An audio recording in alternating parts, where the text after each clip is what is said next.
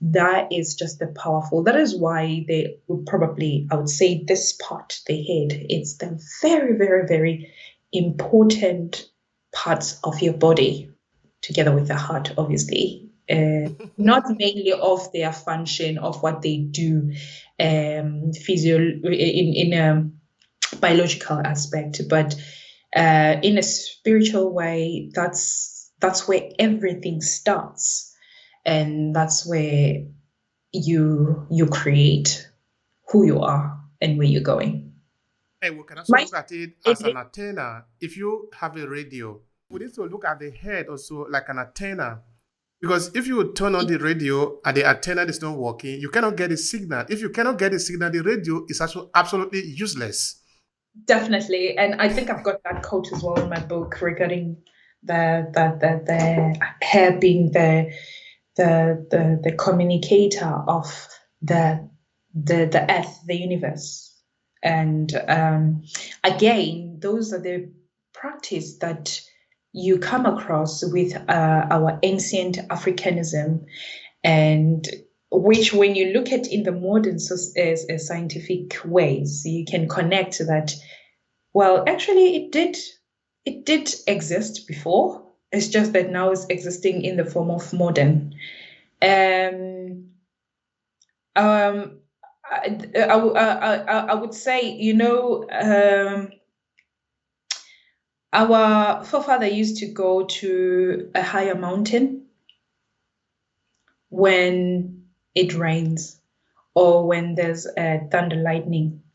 So it is when, because of we are the we've got electricity right within ourselves, electrons, and that's how human are. And by those thunders, it takes the energy back to your body. It recharges your body.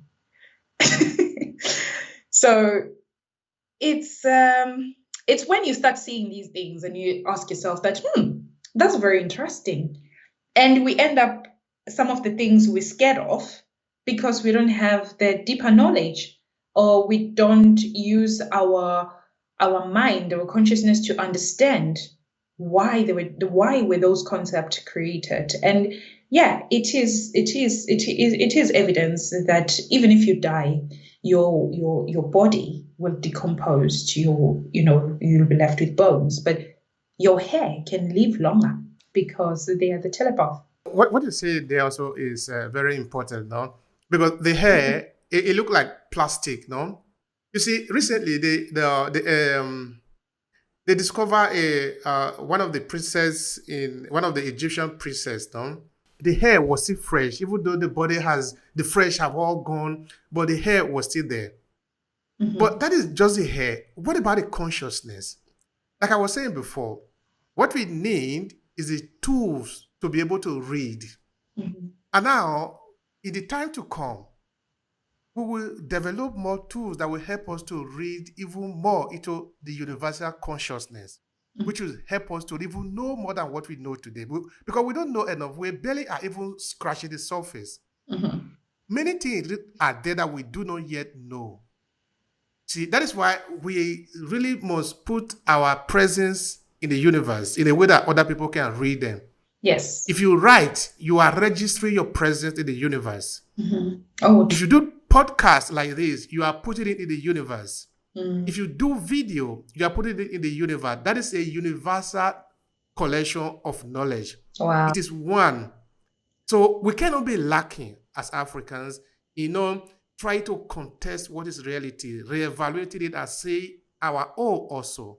It cannot just be about complain. Yep. Let philosophize also. Yes. Of course, I'm saying also because I'm talking of the African after 500 years of European domination. Before then, people have always known how to register themselves into universal consciousness. Definitely. Certain tribes in Africa have been exploring the universe for several years, several thousands of years before every other person could know how to do it. So it is not new to us. It's just because we have become prisoners of war to the European. So we basically have to know what they want us to know, to the extent they want us to know. Every other thing, even about ourselves, we don't know. So that is what I'm referring to there. Not because we have never attempted to know before. Because people were only living in Africa. Why would they go to populate the rest of the world? We have always been doing this. It has been part of us. But the fact that we only see the hip of our nose, that is the limit, is because that is the condition that we have been placed in. But even these two, we are going to break the barrier and be free to live the life that we were destined to live. Oh yeah. I agree with you 100%. What you're saying, that we've got to free our mind, and by doing that, it is when we will be attracting the lives that we have to live. For instance, talking more on that, the example that I can put out there, it's just Ubuntu, right? We can see that in Africa or African continent, we've just there are still good people, but you still find the practice or things that are happening which are inhuman, and we also have to challenge that and talk about those things, rather than all the time saying we are victims. We also need to understand ourselves that there's inhumanity that we're also doing.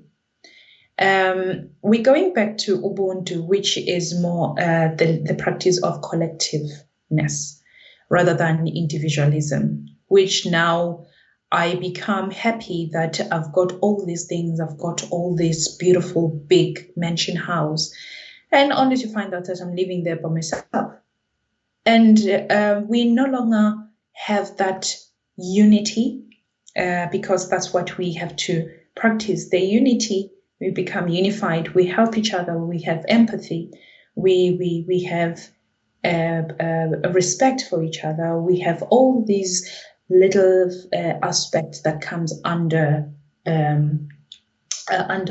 humanity or under Ubuntu.